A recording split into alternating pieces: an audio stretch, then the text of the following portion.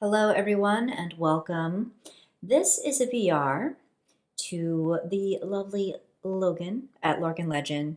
He tagged me in his video on his favorite LWB spreads, and I will of course put a link to his video in the description box below. He shared a lot of fantastic spreads from various LWBs as well as larger guidebooks that often come with decks.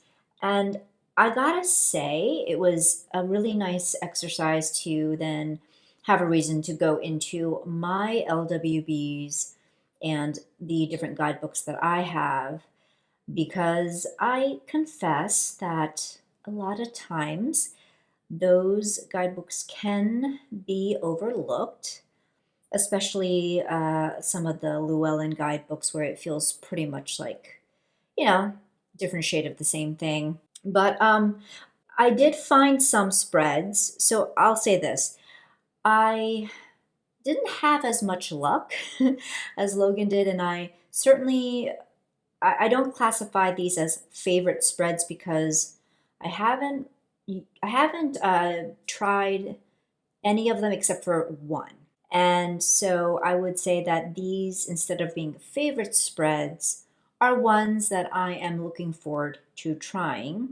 This isn't going to be too long of a video. There are just a few here, but I find them interesting, and so perhaps you will as well.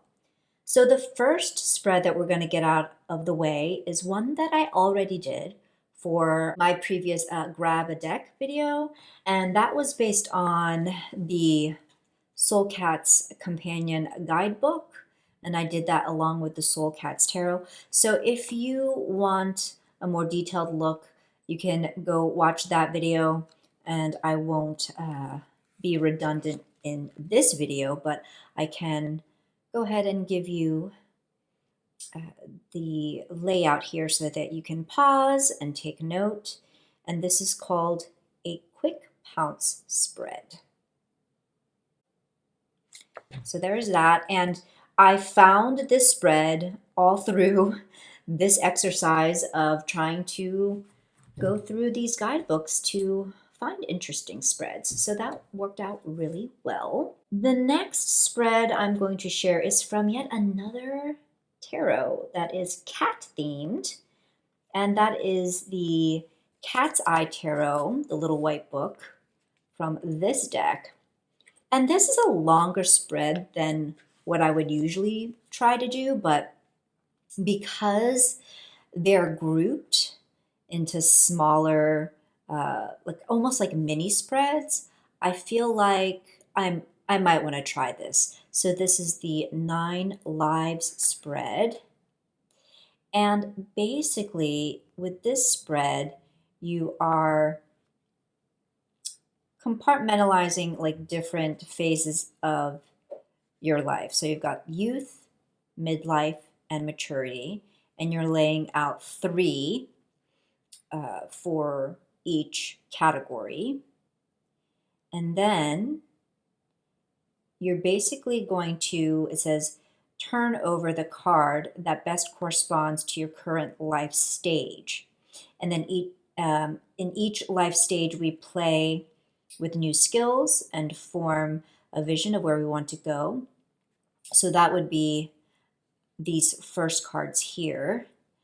And then with the next step, we stray from the safety of the familiar on our way to a new destination or goal. So then that would be the middle card of each row. And then with the final step, we stay, at least for a while, having reached a goal or a milestone. So that would be the final card in each row. So you studied the first card that you turn over, and then work your way backwards and forwards until you have revealed all the cards. Look at each of them and notice how they relate to each other and to your life experience. What story do they tell? Read the card meanings given in this booklet for additional insights. So that's interesting. So again, that's the 9 Lives spread. A cat has 9 lives, 3 3 he plays, 3 he strays, and 3 he stays. I don't think I've ever heard of that before. So I thought that one was interesting, albeit a little on the long side, but I think I could manage. The next one I'm going to share is from the Darkwood Tarot Companion Guidebook. And again, like normally, these types of Llewellyn guidebooks, I kind of just do like a rudimentary skim. But for this one, I heard the guidebook was actually pretty good, and so I did read through this one. I think I might have skipped the spreads part. So in any case, I thought that this short little 3-card spread might be a nice one to try at some point. Hindsight, insight, foresight spread. So card 1 is hindsight. Why did this event occur? 2 is insight. What do I need to understand right now? And 3 is foresight. How can I move forward in my highest and best interest? The next spread that I wanted to share is from this companion book here to the Dame Fortune's Wheel Tarot, also by Paul Hewson.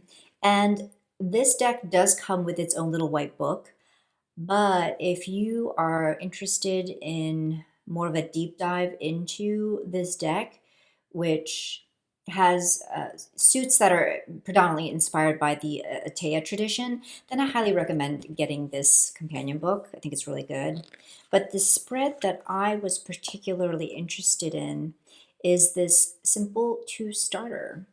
And so for this one, you have a significator card, which actually in this deck, the Dame Fortune's Wheel, a significator card is already included because Atea himself, I think, with his deck included a significator card as well.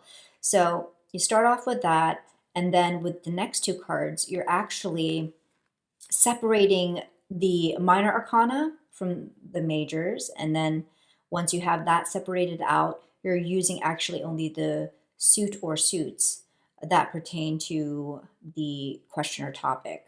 So for instance, if you were dealing with the topic of, say, I don't know, money, then you would use the coins or pentacle suit. If you were dealing with issues of, say, relationship, then that would be cups, etc. So it says that the first of the cards drawn traditionally represents the inquirer's present predicament, the second a situation or person they are about to encounter which will affect it. This simple spread may be elaborated by drawing yet a further card. So then in this instance, the first card will act as an indicator of the past, the second the present, and the third the future. Oh, okay, so then it becomes like past, present, future spread. Okay, so I thought that was interesting because I am not one to usually separate out different, suits or like minors from major. So that might be something fun to try. So all the ones I've shown so far are from mass market decks, and these final 2 are from indie decks. This is the companion book to the Moon Void Tarot by Stephanie Capone, and I wanted to share this 5-card spread for handling conflict. So the first card is your current energy in the situation, how you are feeling. The second card is the energy of the conflict, be it another person or situation itself. The third is a new way of seeing the situation or way to reframe it. The fourth card is what the situation is here to teach you. And the 5th card is available solution / how to proceed. And then also provided are bonus questions. How am I ready to grow from the situation? How can I have compassion for anyone else involved, for myself? That's a good one. And then the final spread comes from the Wandering Moon Tarot Guidebook. And this was actually a lovely gift from Logan himself. So thank you so much, Logan. And I haven't worked with the deck yet. I'm super excited to.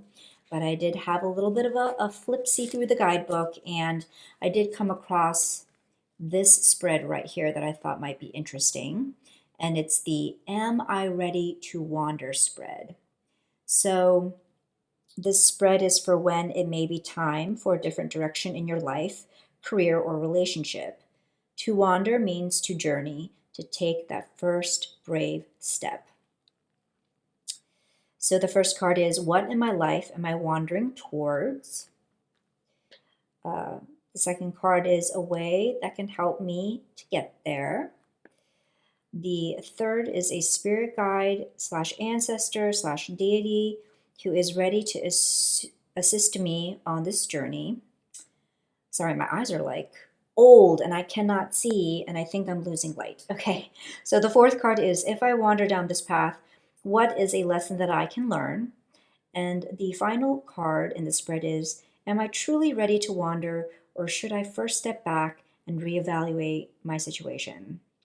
I really like that last prompt. So here is that. Hopefully you can read that okay if you wanted to pause and take a screen grab. So that is from the Wandering Moon Tarot.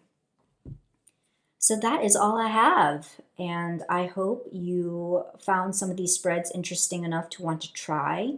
If you want me to try one of these spreads for my next Grab a Deck video, let me know which one, and I would be happy to, give it a test drive. So I hope you're all doing well, and until the next video, much love and take care.